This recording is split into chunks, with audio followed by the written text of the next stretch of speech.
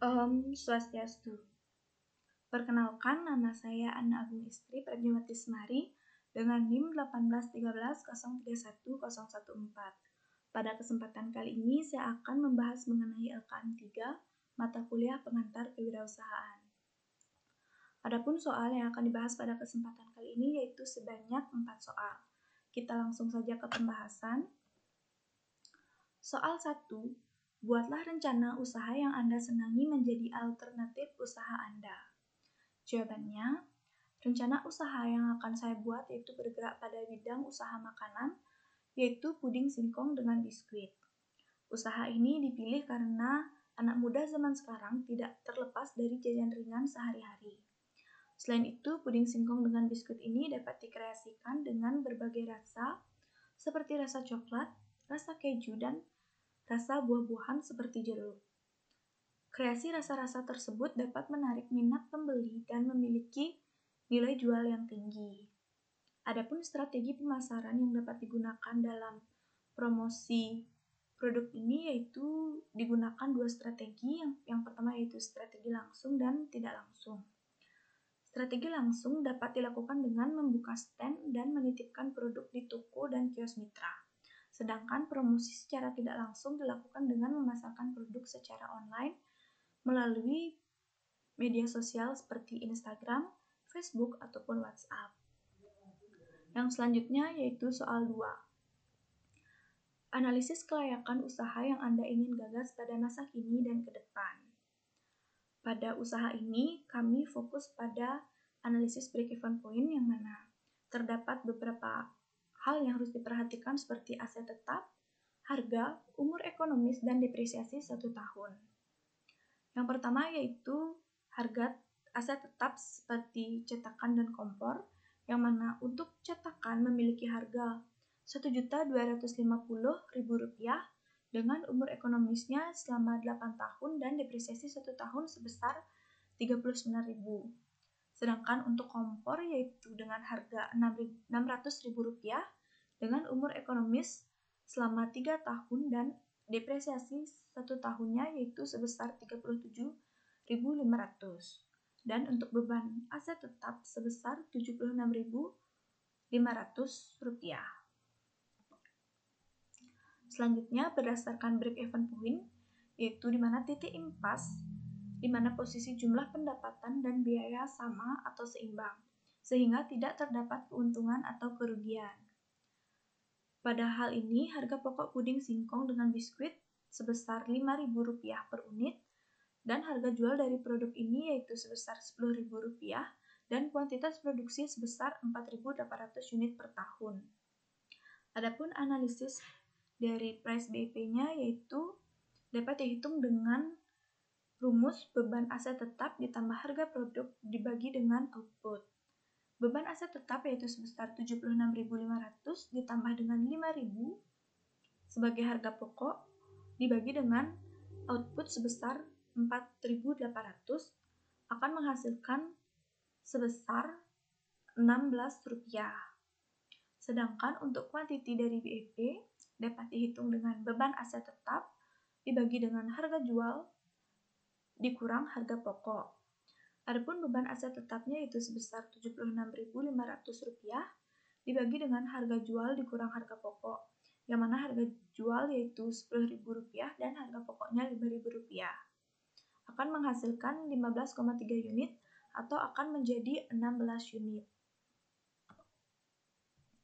Selanjutnya soal 3, success story, yang mana di sini saya mengambil kisah dari Ibu Sri Sriani.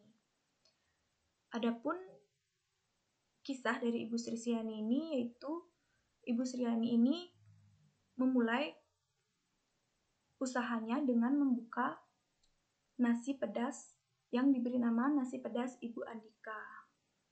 Ibu Sri Sriani merantau ke Bali pada tahun 1986 bermodalkan uang sebesar Rp12.000 dan nekat berjualan nasi bungkus di sekitar pasar Kuta.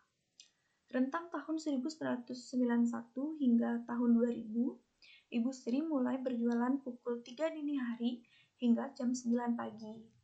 Sejak pertama kali merantau ke Bali, Ia berpikir bahwa rata-rata orang Bali menyukai pedas. Oleh karena itu, Ibu Sri memiliki ide untuk menjual nasi pedas. Dagangannya itu dijajakan keliling karena tidak mampu menyewa tempat di sekitaran pasar Kuta. Mulai tahun 2000, Ibu Sri ini pun mengemper di pinggir jalan di sekitaran pasar Kuta. Sejak tahun 2002, Ibu Sri mulai menggunakan nama Ibu Pedas sesuai dengan makanan yang dijualnya, yaitu nasi pedas. Ketenaran nasi pedas yang dijual oleh Ibu Sri ini berasal dari cerita mulut ke mulut yang mana masyarakat Bali yang mayoritas menyukai pedas mulai membuat dagangan Ibu Sri ini menjadi ludes terjual setiap malamnya. Agar usahanya mudah diingat, Ibu Sri memberikan nama usahanya dengan nasi pedas Ibu Andika, yang mana nama Andika merupakan nama anak pertama dari Ibu Sri. Mulai dari awal berdagang, yaitu dimulai dengan nyun dan ngemper, kini nasi Ibu Andika telah memiliki 3 cabang di Jalan Raya Kuta, yang kedua di Jalan Panti Jelantik dan di Jalan Blambangan.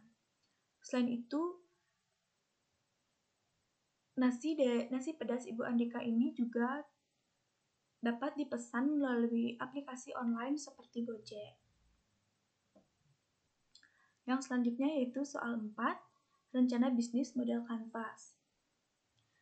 Rencana bisnis model kanvas merupakan sebuah tool dalam strategi manajemen untuk menerjemahkan konsep, konsumen, infrastruktur, maupun keuangan perusahaan dalam bentuk elemen-elemen visual. Adapun elemen-elemen dalam bisnis model kanvas sebagai berikut. Yang pertama yaitu customer segment, yang mana berkaitan dengan menentukan siapa yang menjadi target bisnis. Yang kedua yaitu value proposition, yang mana berkaitan dengan nilai yang kita tawarkan ke pembeli. Yang ketiga yaitu channel, yang mana berkaitan dengan cara kita menjangkau pelanggan. Yang selanjutnya yaitu customer relationship, yang mana berkaitan dengan menjalin hubungan dengan pelanggan kita. Yang selanjutnya yaitu revenue stream, yang mana berkaitan dengan asal pendapatan usaha.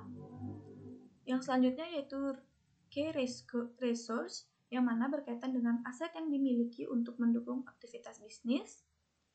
Yang selanjutnya yaitu key activities, yang mana berkaitan dengan aktivitas bisnis yang dijalankan setiap hari. Yang selanjutnya yaitu key partnership, yaitu berkaitan dengan pihak yang kita akan ajak bersama maupun sudah kita ajak bekerja sama. Dan yang terakhir yaitu cost structure, yaitu berkaitan dengan rincian pengeluaran. Adapun bisnis model kanvas dari puding singkong dengan biskuit, yaitu yang pertama yaitu customer segmentnya yaitu para remaja dan seluruh kalangan masyarakat. Yang selanjutnya yaitu value proposition-nya yaitu pelayanan yang baik kepada pelanggan dan kualitas produk yang tinggi dan harga yang terjangkau.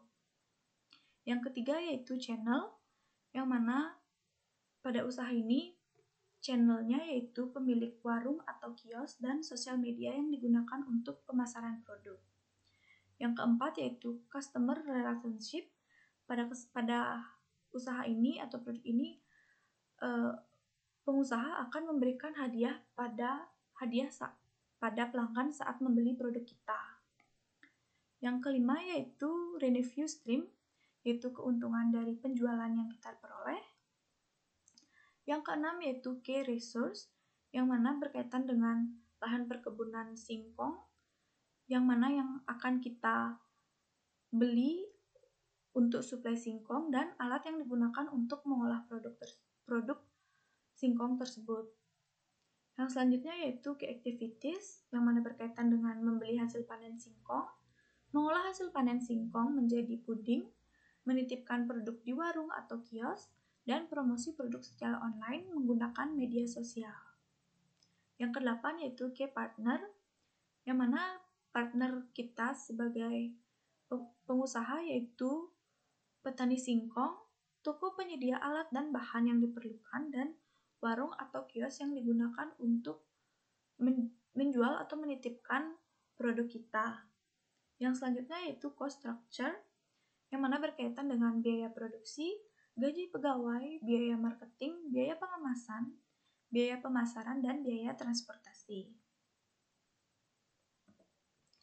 Baik, sekian pemaparan dari pembahasan LKM 3.